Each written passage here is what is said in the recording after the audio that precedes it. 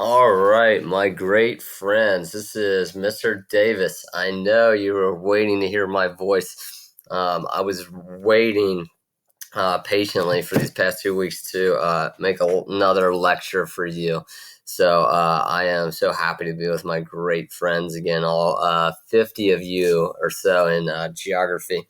So we have moved on, like you saw yesterday with your homework. If you haven't done that, it is due Tuesday at 9 p.m. This video, where you're getting started here, this video will be due Wednesday at 9 p.m.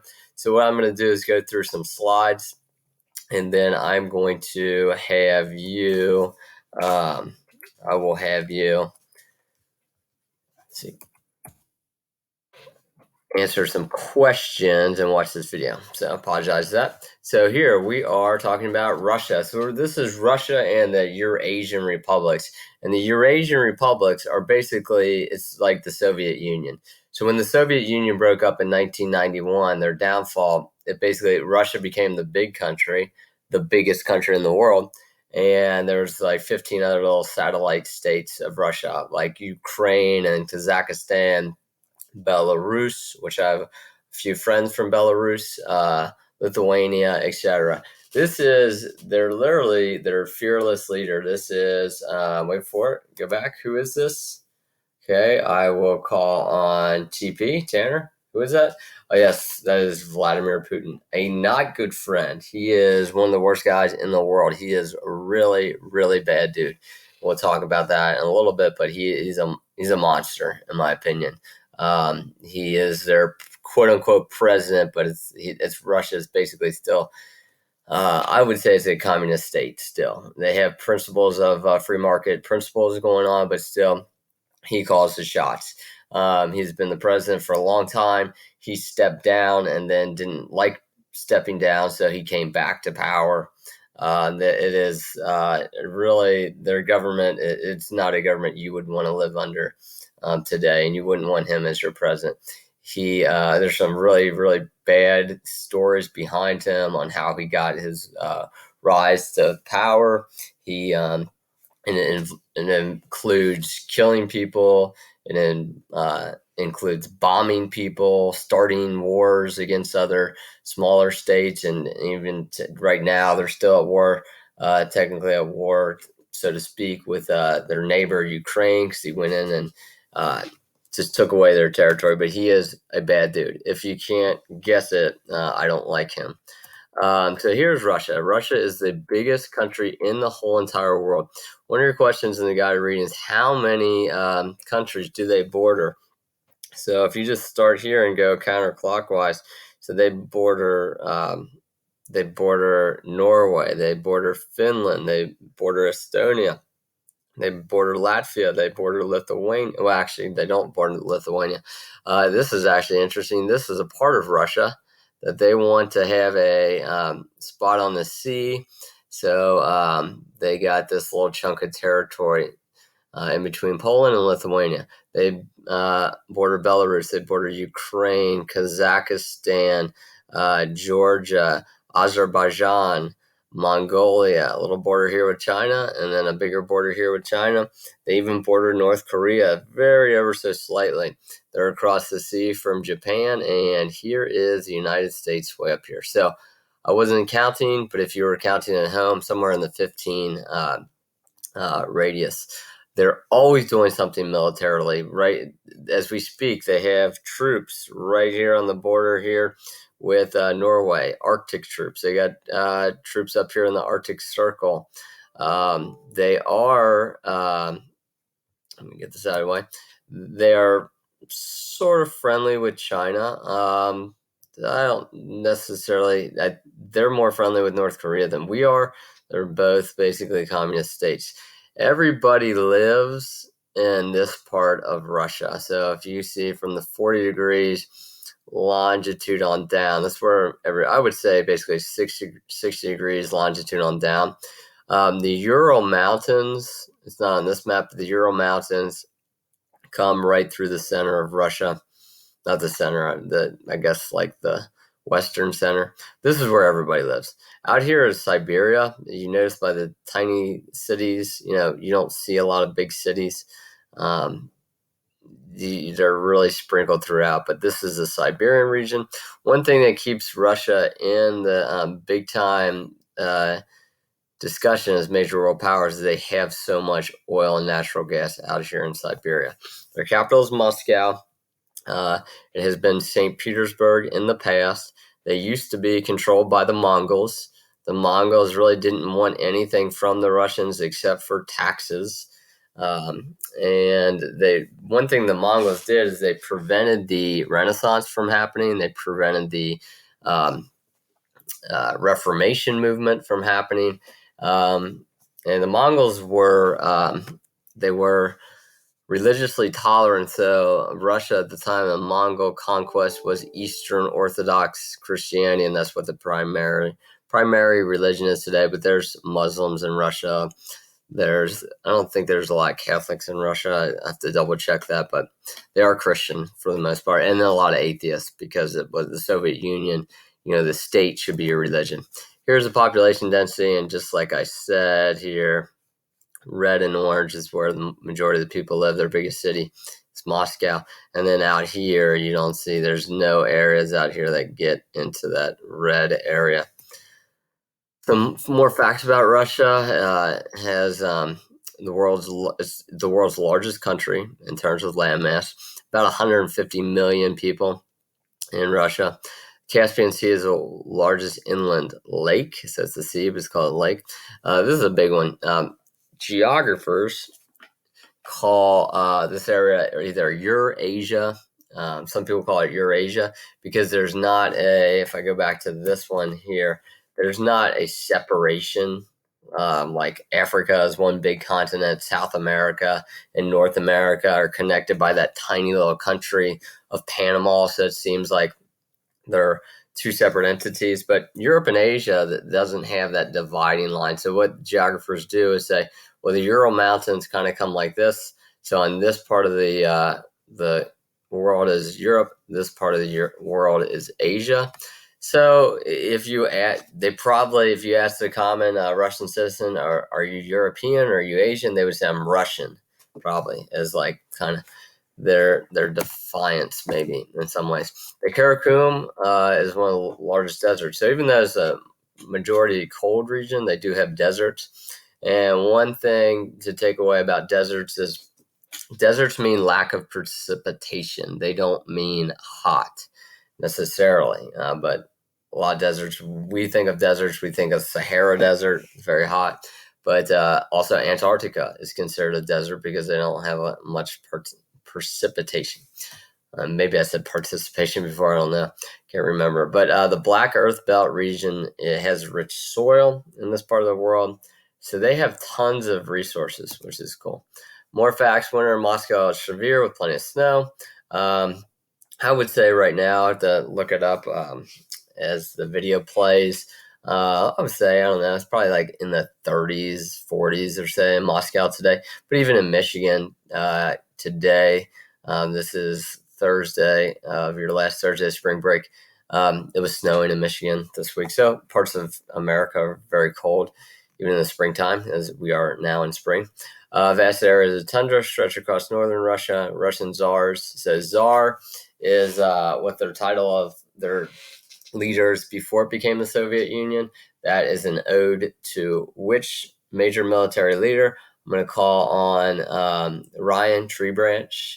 You're right, Caesar. So this is an ode to Caesar, the Russian czar term. But it ended at the end of World War One. So three planes are coming together to connect Europe and Asia, the Northern European, this Western Siberian, and the Turlan lowland.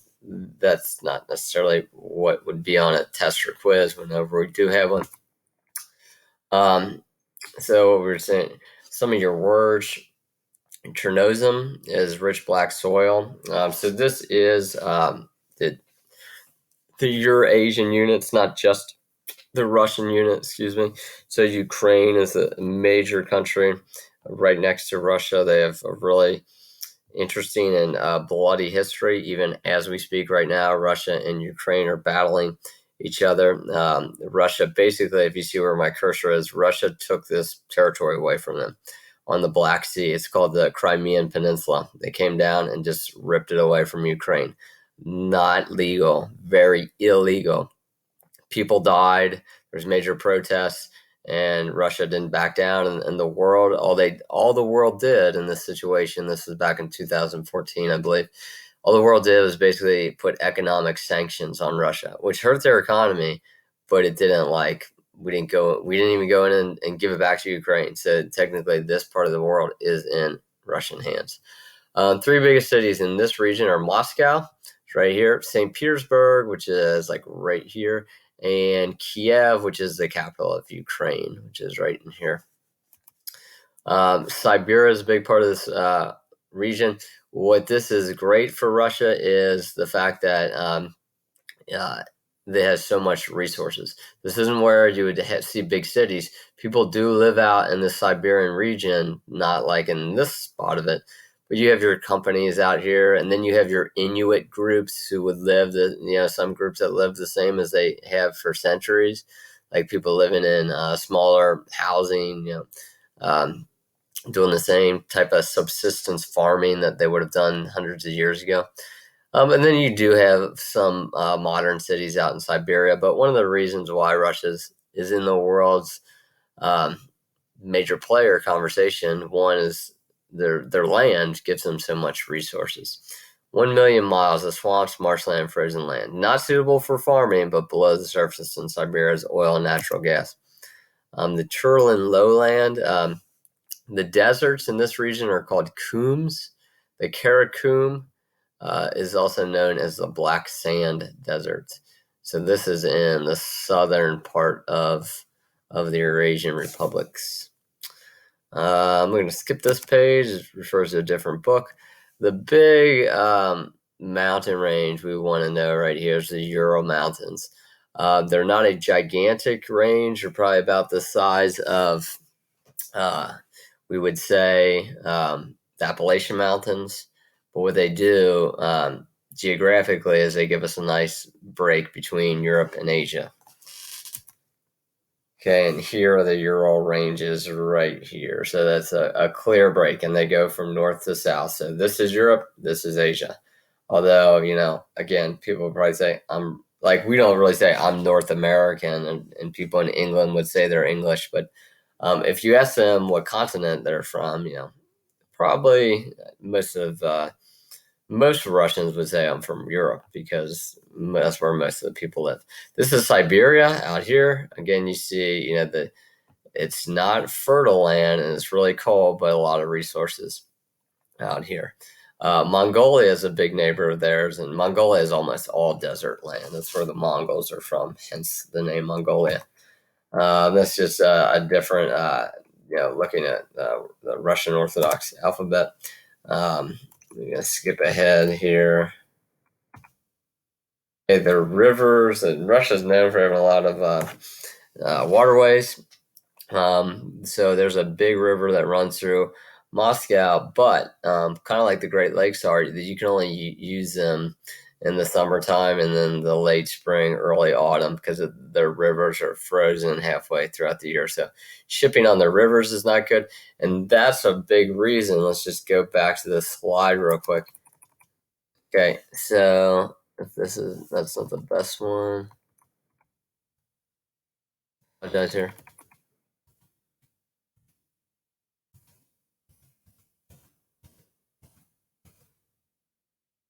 Okay, so right here is what I wanted to get to you. So one of the reasons why Russia wanted this is Russia wants warm water ports. A port is where you do shipping on the water. Shipping on the water is pretty redundant, but that's where big ports is where you can ship stuff, and you want to ship stuff to other countries. That's how your nation makes money, by shipping stuff to other countries. So the reason why, not because they just love this territory, want to turn it into vacation coastline, what they wanted to do with this Crimean Peninsula is they wanted to just take it down so that they could have a warm water port. You can actually go from the Black Sea, you can actually get out to the Mediterranean and get to the rest of the world. So you make money by other countries buying your goods. And that's what they wanted. They wanted to ship goods to other nations. So that's why they came and got this. They have tons of coastline, as you see in these other. This map here is a great example of how much coastline they have. But this is cold water. Not much shipping is going on because it's costly to ship through cold water. Sometimes you have to break up ice. I mean, you're talking about up in this part, it is cold all year round. Like even in the summertime, it's going to be freezing temperatures in this water. So that's why they wanted to come down in here and get a port down here. So that was a big reason. We will get into that battle between Russia and Ukraine. So thanks for bearing with me on the notes. We'll now watch this pretty cool video about.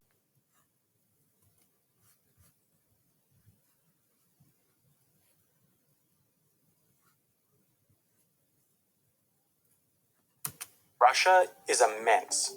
It spans 5,000 miles across, 2,000 miles vertically, crosses 11 time zones, borders everywhere from Norway to North Korea, and is as close to Anchorage as it is to Amsterdam. It's huge, but it has a problem. A problem that can explain part of why the average Russian, living at the same latitude as Finland, Sweden, Norway, Iceland, and Canada, makes only $7,500 American dollars per year. A problem that can explain at least a portion of almost every political decision the country has ever made. Russia's geography is flawed. What you have to remember about Russia is that the majority of Russians live in Europe. 3/4 of Russia's population lives in the western quarter of the country. Therefore, as a country with a fairly centralized power system, many of its decisions go to protect the country core in and around Moscow. You see, a lot of the success of certain countries over others depends on how well its geography protects it. The US, for example, benefited hugely from being an ocean away from every large military power. The only real armed forces that could threaten the US in its infancy were in Europe or Asia, and therefore any invasion would require transoceanic supply lines, which are hugely expensive and logistically difficult, therefore weakening an invading army. On the European continent, France has a similar situation. Their northwestern border is protected by the English Channel, their western border by the Atlantic Ocean, their southern border by the Pyrenees Mountains and the Mediterranean Ocean, their southeastern by the Alps Mountains, and their northeastern by the Rhine River. The eastern half of their northern border is, however, largely unprotected geographically, a flaw Germany exploited in both World War I and World War II by invading through Belgium and Luxembourg. But the protection still did concentrate attacks into a choke point and kept it significantly more protected than other European countries. Here's Cody from Alternate History Hub to explain Russia's territorial expansion. Russia's first territorial expansion was entirely a quest for power, starting when it unified into a single East Slavic state in 882. But over time, this expanse for glory transformed into an effort to protect the core of the country. This early Russia was very unprotected and vulnerable. There was no geographic protection to keep foreigners from migrating into Russian lands. The only natural resource the fledgling nation had at their disposal was pure manpower. In the coming centuries, what was then known as the Grand Duchy of Moscow quickly expanded. By the time Ivan the Terrible was crowned ruler of the Tsardom of Russia, the country had spread its borders east to the Urals, south to the Caucasus, and west to the Carpathian Mountains. Eventually, even Siberia was conquered, which before then was an independent khanate, a territory ruled by a khan. That was Cody from Alternate History Hub. I collaborated with him to make a great video on his channel about what the world would be like if Russia had never become its own country, which I'll link in the description and at the end of the video. Now, with all this territory, Russia, or at least Moscow, had some serious protection. Siberia is large enough that no army could invade through it and make it to Moscow. The supply lines would have to be thousands of miles long through inhospitable conditions. Not only that, but the army with a 1,000 or 2,000 mile long supply line would then have to make it over the Ural Mountains to get to Moscow. Attacking from the south or west would also take an army either across water or through mountains.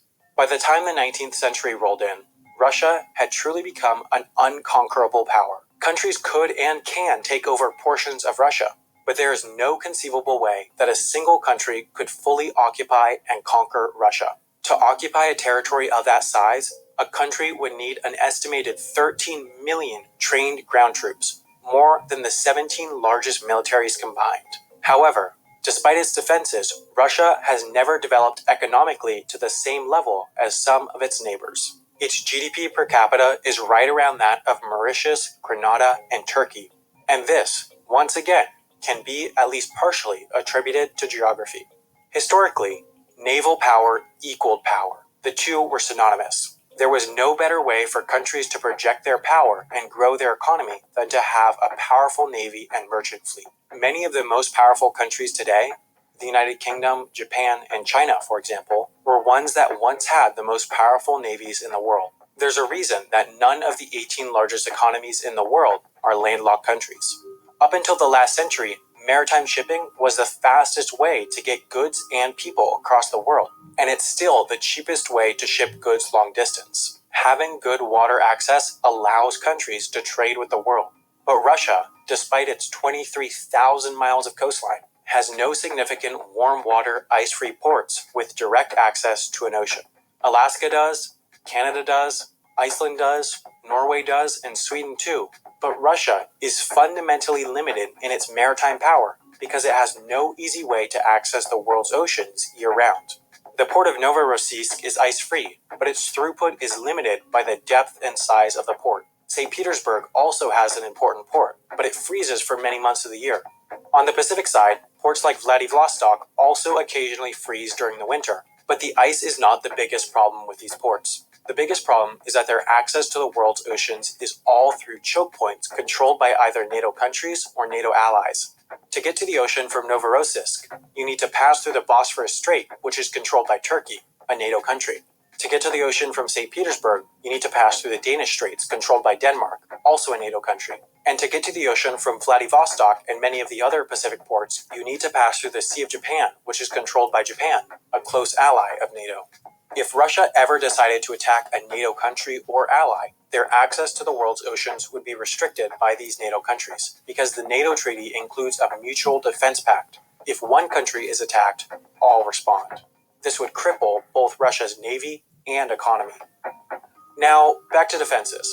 There's one major flaw to Russia's geographical defense system, the Northern European Plain. Whereas every other border has a geographical defense preventing easy invasion from a foreign army, this completely flat plain just acts as a funnel, easily bringing an army from Western Europe right up to Moscow. While a large part of the Soviet Union's motive to expand into Eastern Europe was to spread the socialist revolution, Stalin still believed that he needed to create a zone of buffer states in order to defend against the threat of the USA and its allies in Western Europe. With his influence over all of Eastern Europe, the USSR had both manpower and political power to keep the West far from Moscow. Since the fall of the Soviet Union, Russia has continued to strive to keep political power in the region. Out of the 15 states that emerged, 12 joined the Commonwealth of Independent States with Russia, essentially aligning them politically with Russia, while 3 joined both NATO and the European Union: Lithuania, Latvia, and Estonia. That means that, on paper, Russia still has a strong political buffer between it and Western Europe. The Russian exclave of Kaliningrad and the countries of Belarus and Ukraine covered almost all of the Northern European plain. Not only that, but Russia used its influence in Ukraine to sign a long-term lease on the warm water port of Sevastopol, which greatly expanded the naval capabilities of Russia's Black Sea Fleet. Except, Ukraine as a whole progressed to be more and more pro-European in the decades following the fall of the Soviet Union, which was a major reason for Russia's invasion of Crimea. While on the surface Putin might have claimed Russia's invasion was to save the Russians of the area from the increasingly westernizing country, the annexation of Crimea was in reality a strategic imperative to keep the warm water port of Sevastopol. A Ukraine that was friendlier to the West likely would have ended Russia's lease on the port, so in Putin's mind, he needed to invade Crimea in order to prevent a crippling blow to Russia's ocean access. Now, Russia has managed to overcome many of its geographic challenges partially because of 2 things: oil and natural gas. It has enormous energy reserves partially because of its enormous size. Russian natural gas pipelines provide for 40% of Europe's natural gas demand.